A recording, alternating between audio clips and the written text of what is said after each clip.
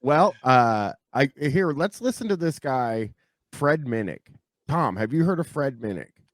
I think I have heard of Fred He's the Minnick. top bourbon YouTuber. Yeah, he's like I think I have buddies. So I'm friends with a lot of bourbon guys. Like basically all of my friends are bourbon guys, and they love Fred Minnick. So Oh, he's you found something. one of the big dogs.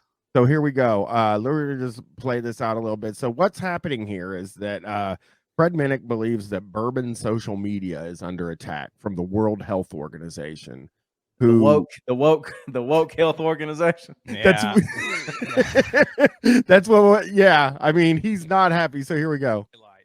Is that they are really against the digital advertising of alcohol. Targeting advertising on social media is especially effective at using such data with its impact strengthened by social influencers and sharing of posts between social media users. Another thing that they highlighted So he's pretty mad because he's one of those people, and the World Health Organization is like really coming down on these people. was sponsorship of sporting events. They also highlighted the focus of marketing to specific audiences. There we Now, go. in the world in which we live, I am shocked that no one has called them out on this. This is something that is very, very specific.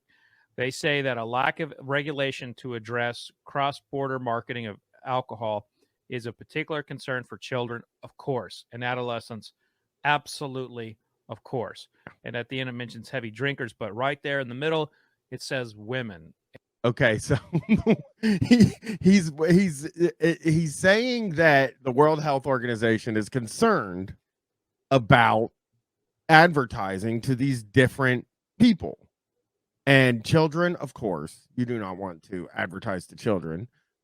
You do not want to It's just pointless. Your dollars are wasted. Yeah, they have barely any money, and they can't even. They got to get someone to boot for them at the liquor store, anyways. Yeah, but here this is where Fred Minnick goes woke. And they basically are advocating for not advertising toward women. I find, there's a lot of groups out there that are focused on increasing the role of women in whiskey. And hell, I wrote a book called Whiskey Women. Sorry, that was funny. The role of women in whiskey is just funny. I mean, I guess it's true. It is just a thing, and I guess it makes sense. But it is funny to hear that sentence. I do too. I love it. He's gonna say he wrote a book. I'm also going to say, I didn't expect to hear that from a guy with wearing what appears to be an American flag neck gaiter. But yes, he is. It's actually Tom. He wears ascots. It's not a neck gaiter. He wouldn't do that. That's not cool. He wears ascots a lot of Which times. is cool. Okay. Then that's cool. Ascots are cool. Oh, okay. Sorry, I just need to clarify. He's wearing like what I call the All-Star uniform. This is like the platonic ideal of like the hip Southern man. It's like dirty ball cap, beard, quarter zip, and like a sort of a aw shucks affect to him. You know what I mean? Yeah, I love the way he.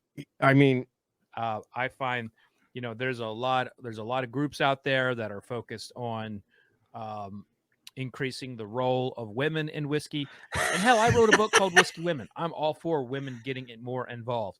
Maybe I'm reading too much into this, but I think that's a safe assumption, Fred. He's talking about whiskey like it's Black Lives Matter. Yeah. Yeah, he seems to have lost a little bit the thread on what he's actually talking about here. He has a lot of whiskey behind him, though. I will say that for anyone, you guys just listening, he has a lot of whiskey behind him. And I'll say a lot of those bottles don't look very good at all. So I would imagine that's some really good stuff. I like how he's got the dirty work boots up on the shelf too. Oh yeah, he does have his dirty work boots up there, which does seem like I don't know. I wouldn't put my dirty work boots up on the shelf. Well, I'll bet you if you asked him, he'd say that's my daddy's work boots. Yeah, but because like everything else, his job is tasting whiskey. Yeah, but maybe he had a job before, possibly. Maybe that's to like remind him of his, his working class roots and the fact that You know, maybe that's a whole. I mean, I don't know. It does seem a little bit. Seems a little weird to me. Chris, can I tell you that like I threw away every single thing, every single piece of what reminds me of working a real job like as soon as I was done. Oh, of course. I mean, I don't know who you. I mean, I worked my whole job. I worked as like a warehouse, you know, lifting boxes for many, many years, and just outrageously awful jobs. And yeah, I was not saving my work boots to showcase them anywhere. That's for sure. No. I thought it was the best thing in the world when I threw my Carhartt bibs away. I was like, yes, fucking yes, man. I don't have to wear those anymore. It sounds to me like the World Health Organization does not want brands to market to women. They get more specific to this a little later in the report. While 3/4 of alcohol that the world drinks is consumed by males, alcohol marketers tend to see the lower rate of women drinking as an opportunity to grow their market, often depicting drinking by women as a symbol of empowerment and equality. They organize corporate social Okay. All right. This guy is pretty cool. On the top. He is very cool. You want He to looks hear like him a little say boy, kind of. He kind of looks like a little boy with a beard. You know what I mean? If he doesn't look very manly, I will say that. It doesn't. He's not what I expected as like the #1 whiskey guy on YouTube. It's interesting you say that because he does have like he sometimes will wear like here I got a video of him looking normal, like totally fucking normal. Bryan, what was your job that you wore those things for? Carhartts? Yeah. Cable guy. Oh yeah, cable guy. That's so funny to think of you like Jim Carrey. I should like say Jim too. I bet it was exactly like Jim Carrey. And I did work warehouse jobs that were good too. It was when I got to drive the forklift and I didn't have to lift the boxes. That was fucking fun. But yeah, the box ones, whew, brutal. Yeah, I hated climbing poles so much, Chris. That like the day that I was able to get rid of those boots that I climbed poles in, I was so happy, and I was never going to display them. And I don't think it's that impressive that you wore work boots. If you think that, if you ever think about getting into politics, can I just say that you should incorporate in some way the slogan like, Bryan used to climb the poles. Now he's looking to climb the poles. That's perfect, Dick. Perfect.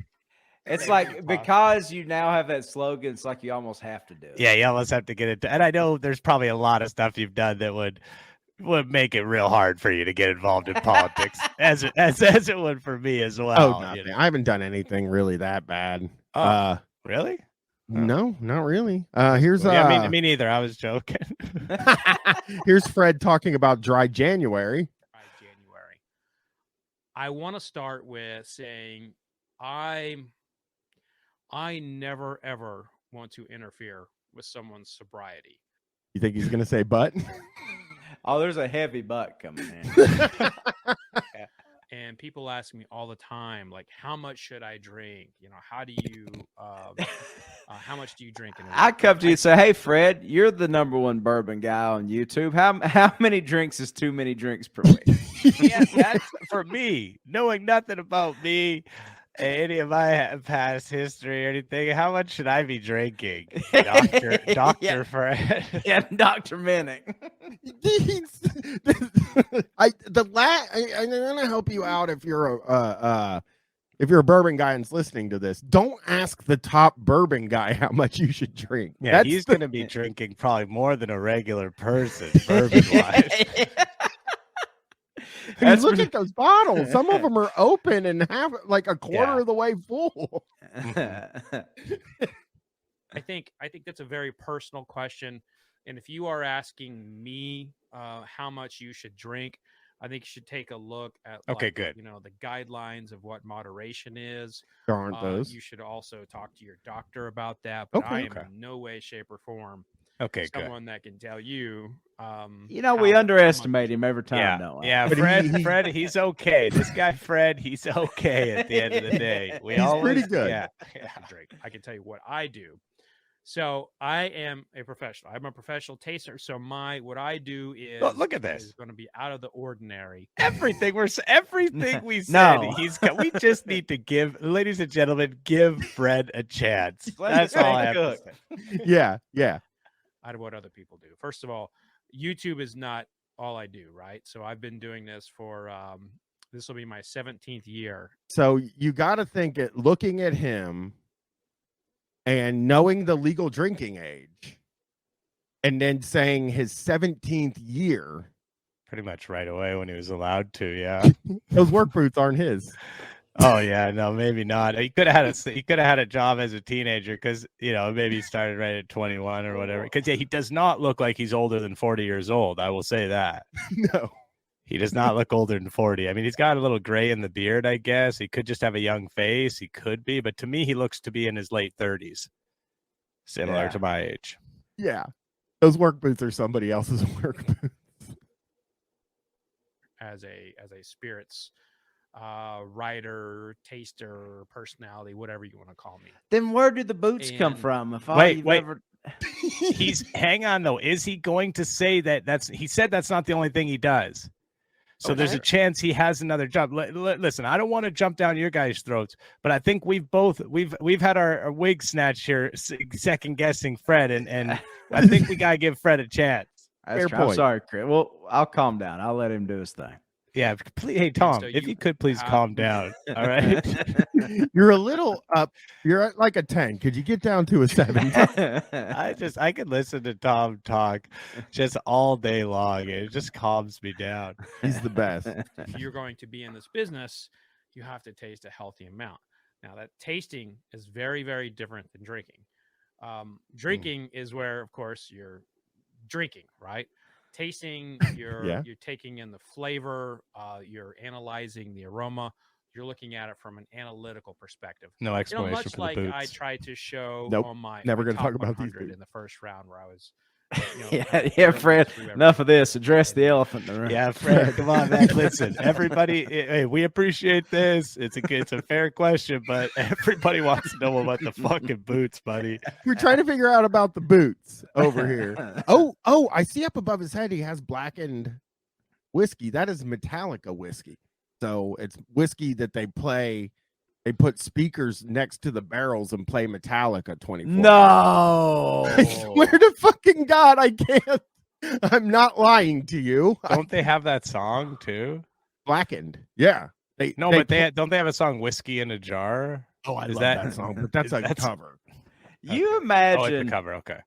Say, listen, guys. Here's what we're gonna do. We're gonna start distilling our own spirits, and when we put them in the barrels, here's the catch. We're going to play Enter Sandman at deafening volumes to it for 7 straight years while it ages. I got it. That's very interesting. Just one question, I guess. Why the fuck would we do that? I'm the person who's like funding it. I have the money. Like, just if you could give me like just even one little bit of an explanation as to why the fuck we would do that, and then I'll just hand over the check right now. I did read somebody saying like, well, what it actually does is it moves. It's stupid. I'm going to tell you this right now. It moves, oh no, you don't say. It moves the whiskey from the side of the barrel into the middle so that it gets a good rotation because the sound waves are. Oh my God. Tom, you're not buying that. Listen, that's 100%. That's something cooked up by Lars Ulrich. Yeah, Lars is behind that. There's no question about it. That's essentially what tasting is. I am trying to get myself in a situation where I can just do that, just taste, and cut out like that extracurricular, those dinners where there's 1 or 2 cocktails or a couple flights. Trying to cut out that TV bourbon, which if you've ever listened to me in my Bourbon Pursuit segment above the jar, I talk about one of my greatest weaknesses when it comes to bourbon is my TV bourbon. And that is where I sit down and, I have a dram while I'm watching my favorite TV show or a sporting show. sporting show, like a football game or something. Sporting show. Sporting show. You know, my favorite sporting show. So yeah, you're a sports fan. You're a sports fan. Okay, yeah. We podcast and now stream. I mean, you sometimes you say dumb things. That's okay. Yeah, sometimes I think we could give him the benefit of the doubt and say that he just got caught up and was talking about his shows there, and he sort of said it incorrectly. But it did certainly come across as a guy who has never ever watched a single minute of sports in his life. Well, that kills me that he said that, because like now we're gonna go to the final Fred Minnick video here, and then we're gonna read some comments on that video that I think you guys are gonna like very much. Specifically, also the listeners are definitely going to be into this. I hope that somebody asks him about his fucking boots. Nobody's going to ask him about the boots, Chris. It's never going to happen. I'll tell you what, it is going to happen, because I see what his channel is, and I'm going to go ahead and ask him about the boots. You mean to tell me he really does wear an ascot? I thought you were just thought it was just a little jape. I'm not goofing on him in that way. This is more how he dresses. This is not a kind of a look for me that is a good hiding look. bourbon. God damn it! I flubbed twice here. This is not a good look to me. If you guys could see this, the way he looks right now, he looks childish. He looks like a little baby boy. I see what you mean, Chris. You know how like some guys like Ken Burns and Boris Johnson, like if a man goes through his life and doesn't lose like even a little bit of hair, yeah, he kind of always looks like just an old ass 9-year-old. You know yeah, what I mean? you got to lose a bit. It's kind of the same thing, like not necessarily with the hair loss, but with like that sort of 3 guys losing their hair. Like, yeah, man. I mean, this guy, the way he's dressed right now, if you see, he has like a polka dot blue shirt with a polka dot red ascot underneath and a vest and like a olive vest over top of it, and the collar's kind of popped. It is a disaster of a look as far as I'm concerned. I'm with you, Chris. I can't condone that. I can't.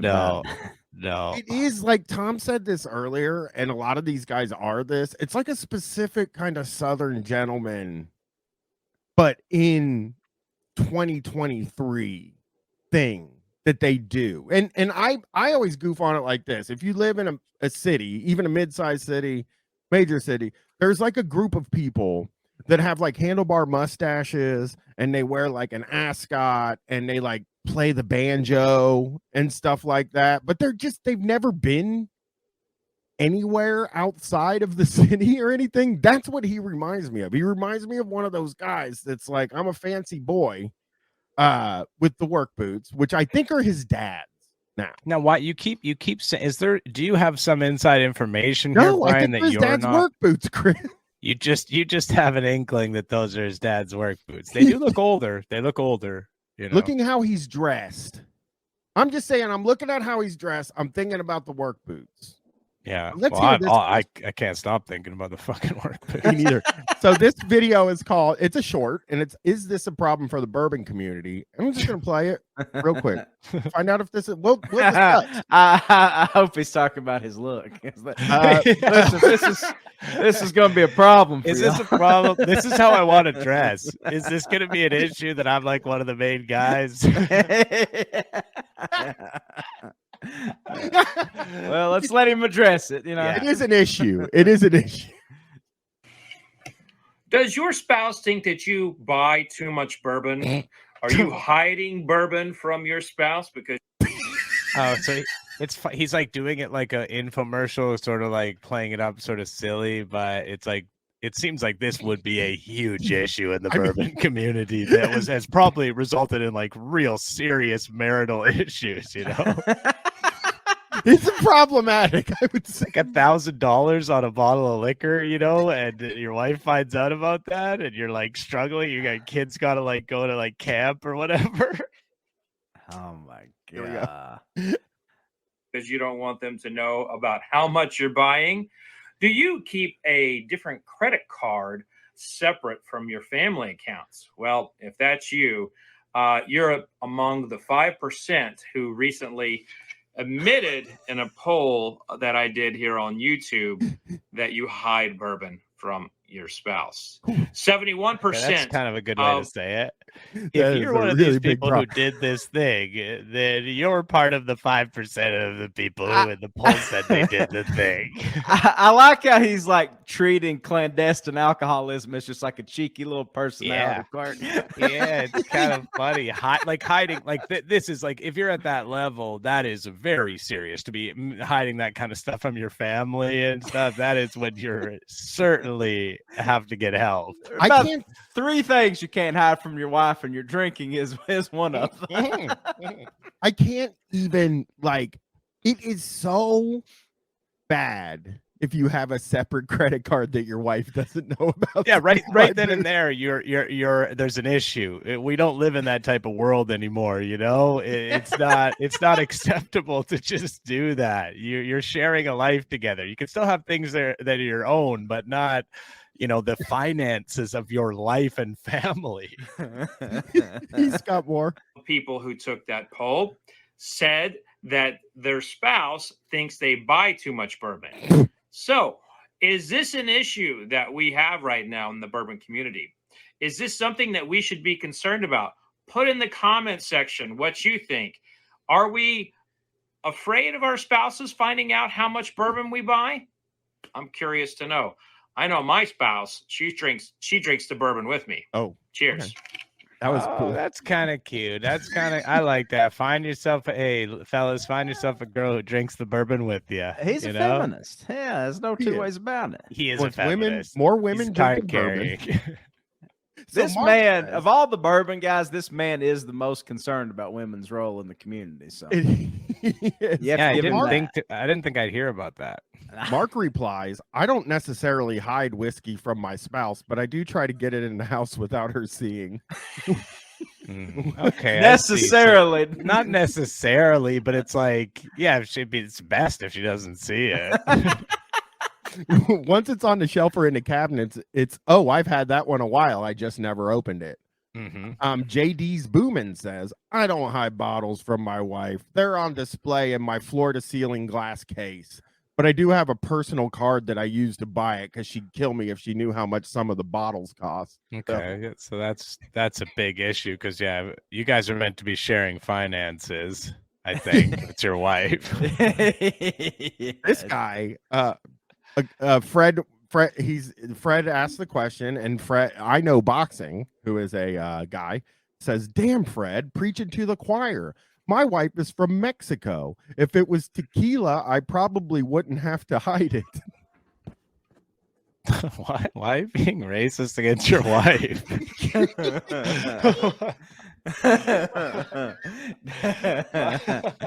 Did he just put like a cartoonish Ariba and then to that?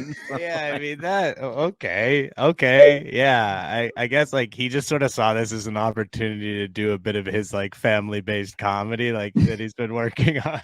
Yeah. Well, this whole video was kind of rooted in the wife bad like joke genre. Yeah. Though, too, Oh, you yeah. know. So- Well, Yeah, Lord some Garth- of them are playing along, yeah. Lord Garth is a little worried about what this makes the community look like. And he says, not sure what the bourbon, quote, community would have to do with people in their finance/marriage issues. Has nothing to do with bourbon specifically. So he's like, leave bourbon out of this. He's also spot on though. That if you are hiding that type of thing from your wife, it is a larger issue. It is not bourbon. It is either alcoholism or just like issue with trust within your marriage. Definitely. This guy has a lot to say. He goes, my wife's one of those that barely tolerates my obsession. So most of the time, it's just easier. He says, so most of the time, it's just easier to keep her in the dark about my name and my person. Just easier. Just easier. This time of year, I have Oh to be my more. god, that's hilarious. This time of year, I have to be more open about it since I'm out hunting for the hard to find stuff. So I just have to put up with the rolling eyes and occasional snarky comment. I envy you guys who have wives that encourage and share in your obsession. Wow. That guy, I don't know how long ago that was. Coin flip whether he's divorced or not. Now. 2017, he's 100% divorced. Yeah. there's just Can no you way. imagine if you ended up divorced over bourbon? No. And not from like alcoholism or drinking it, but collecting it. Listen to this freak. Rich Nimrod is his name. And he goes, my bride has little regard for my owning so much bourbon, yet still acquiring more. So I do sometimes conceal new purchases when I can. Some of her lack of appreciation comes from seeing others in the family suffer the effects of alcoholism. And some of it is derived from a basically frugal nature that recoils at the cost of some of these bottles, not to mention the aggregate cost of the multitude in the bunker. What's that? Oh, just like he's got a bunch of them. Yeah, and then now he goes, I can't entirely blame her, but I do wish she'd be a little more tolerant or at least show some forbearance. The comments don't help and could be kept to herself as I keep mine to myself about her indulgences. All this said, she's still the best thing I've ever had. The good fortune to happen. Yeah, listen, I fucking love her to death, though, man. I fucking fight to the ends of the earth for this woman. Listen, is she a shrill bitch that doesn't understand my lifestyle? Sure, but I would lay in front of a bus for her. Let me tell you, I'm so lucky I met her, and she doesn't even understand what makes me at all, you know?